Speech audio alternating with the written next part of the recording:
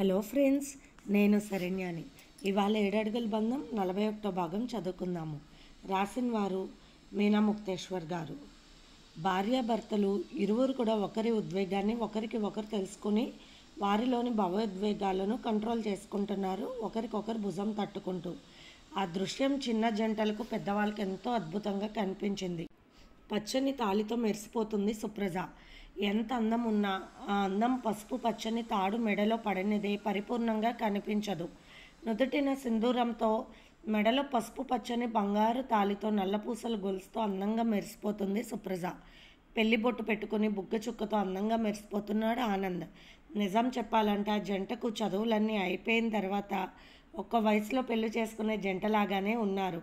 కానీ గీతిక అంత కూతురు ఉంది వారికే అని ఎవరూ అనుకోరు. ఇద్దరూ అలాగే ఉన్నారు. అందరూ ఆనందంతో అక్షింతలు వేశారు. ముందుగా శ్రీనివాసరావు గారి దంపతులతో వేయించారు అక్షింతలు. అవును, ఈ శుభముహూర్తానికి శుభకర్తలు వారిద్దరూ. వారి చేతుల మీదుగా అందమైన గౌరీశంకర్ల కళ్యాణంలా చాలా అందంగా జరిగింది. వారి కూర్చున్న మండపం దగ్గర నుండి ప్రతి విషయం కూడా ఇంట్లో వాళ్ళే పూనుకొని చేశారు. ఆ తర్వాత విశ్వనాథ్ గారి దంపతులు వేశారు అక్షింతలు. దుర్గమ్మ గారు ఆశీర్వదించారు. వసుంధరాదేవి గారు దీవించారు. చిన్నవాళ్ళ దంపతుల కాళ్ళను నమస్కరించుకుని వారిద్దరు ఆశీస్సులను తీసుకున్నారు. ఇక మగపిల్లి వాళ్ళ వైపు ఆడపిల్లలు ఉన్నారు. ఆడపిల్లి వారి వైపు మగపిల్లలు చేరారు. ఇక టీవీలో పాటల సౌండ్ పెరిగిపోయాయి. చక్కటి పాటలు వస్తుంటే రాజా శ్రావణి అందంగా డ్యాన్సులు వేస్తున్నారు. శ్రావణి చేస్తున్న డ్యాన్సులకు కృష్ణవర్మ వెళ్ళి మధ్య మధ్యలో తను కూడా చేస్తుంటే అందరూ నవ్వేశారు. రవివర్మ మాట్లాడుతూ, ఇప్పుడే చెబుతున్నాము మా చిన్న తోడలుడు కృష్ణవర్మ అంటూ అందరి ముఖాలు చూస్తే అందరూ ఆనందంగా నవ్వేశారు. ఆనంద్ కృష్ణవర్మ విషయం ఎప్పుడో అన్నా వదినలతో మాట్లాడి సిద్ధం చేసే ఉంచాడు. దుర్గమ్మ గారికి అయితే ఎంతో ఇష్టం కృష్ణవర్మ గారితో సంబంధం అంటే. ఆనంద్ మనసు ఆనందంతో పొంగిపోతూ సుప్రజ వైపు చూసుకుంటూ ఉన్నాడు. గీతిక పెళ్లి పెద్దలా వచ్చిన సుప్రజను చూసినప్పటికీ ఇప్పటికీ తన భార్యగా అయిన సుప్రజను చూస్తుంటే ఎంతటి మార్పు! మరింత అందంగా ఒక దేవతలా కనిపించింది సుప్రజ ఆనంద్ కళ్ళకు. సౌభాగ్య స్థితిలో ఉన్న ఆడవారిని చూస్తే మంగళకరం అంటారు పెద్దవాళ్ళు. అందుకు కరెక్ట్గా కనిపించింది సుప్రజ రూపం. సుప్రజ తడువకు ఒకసారి గీతికను చూసుకుంటూ మురిసిపోతూ ఉంది. దేవిక గీతిక వైపు చూసి కళ్ళు తుడుచుకుంటూ ఉంది.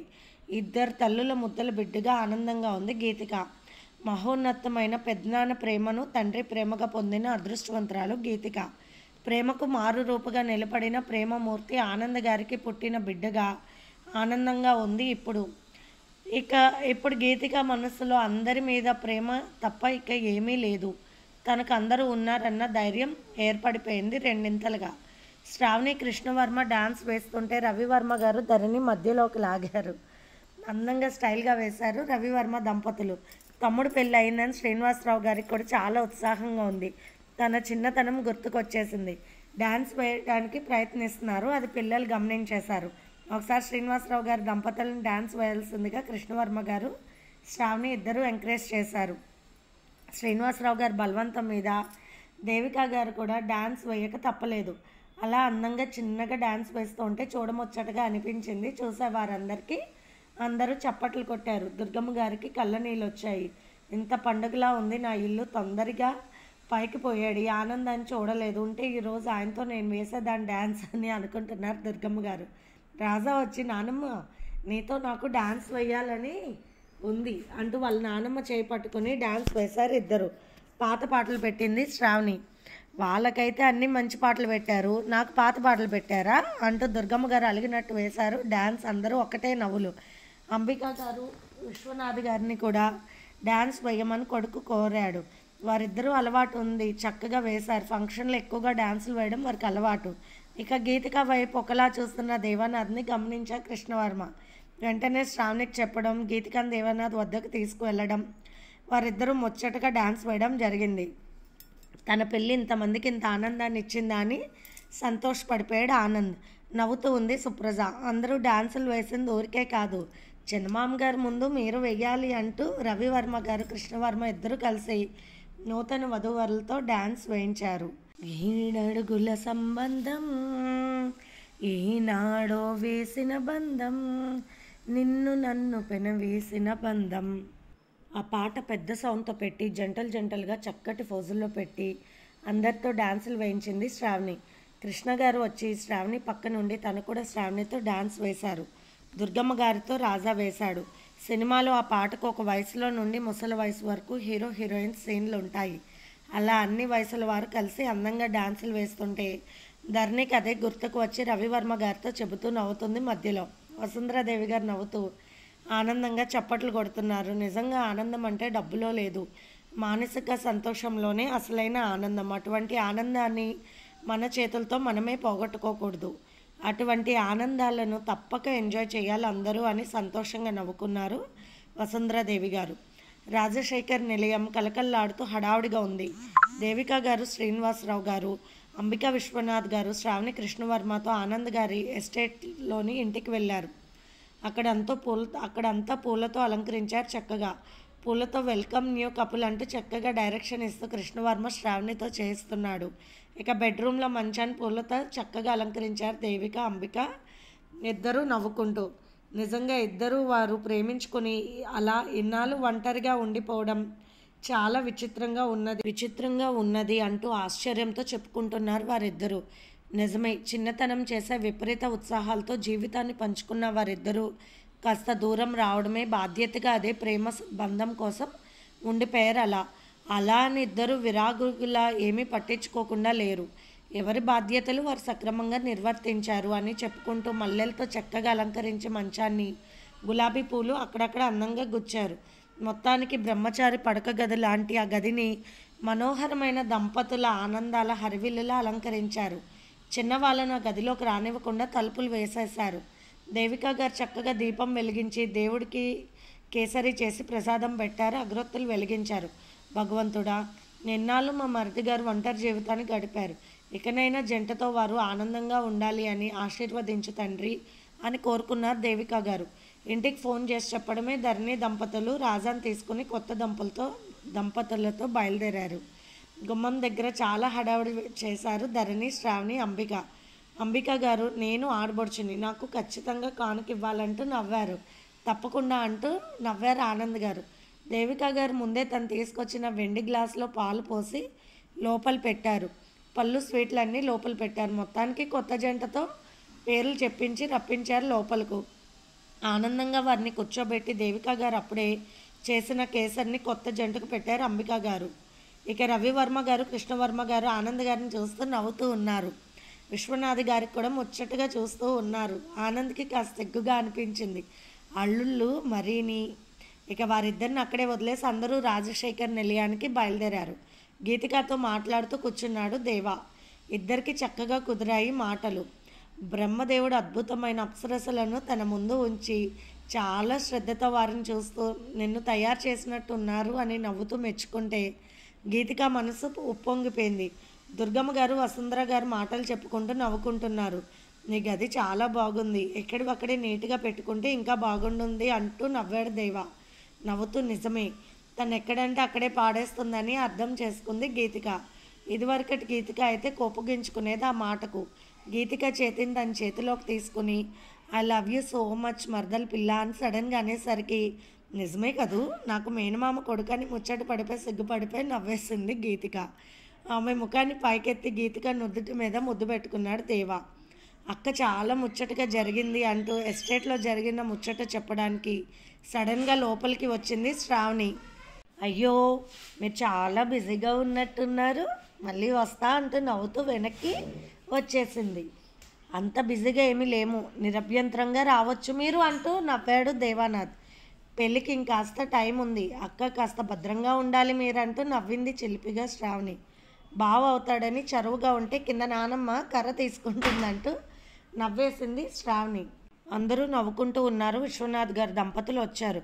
ముచ్చటైన శ్రావణిని చూస్తుంటే నాకు కూతురు లేని లోటు తీరిపోతుంది అనిపిస్తుంది అంటూ నవ్వేశారు విశ్వనాథ్ గారు. శ్రావణిని చూస్తే చాలు, వారిద్దరికి కూతురుంటే ఇలాగే ఉండాలి, కలకల్లాడుతూ ఇల్లంతా గోల్ చేస్తూ గజ్జల మూతతో అని నవ్వుకున్నారు ఆ దంపతులు ఇద్దరు. ఇక రండి దేవా, ఇంకా టైం ఉంది, గీతిక మన ఇంటికి వచ్చేసరికి అంటూ నవ్వారు విశ్వనాథ్ గారు. ఊరుకోండి నాన్నగారు అంటూ నవ్వేశాడు దేవానాథ్. ఇక అందరూ కిందకి దిగారు. వెళ్ళి వస్తాను, మళ్ళీ ముహూర్తానికి మనం కలుసుకునేదంటూ చటుక్కుని గీతికను దగ్గరికి తీసుకుని ముచ్చటగా ఆమె నుదుటిన ఒక ముద్దు పెట్టుకున్నాడు దేవానాథ్. ఇది కలకాలం ఆనందంగా గుర్తుంటుంది అందుకు అంటూ నవ్వుతూ గీతిక చేతిని చిన్నగా నొక్కాడు దేవానాథ్. గీతిక కూడా చిన్నగా చిలిపిగా నొక్కింది.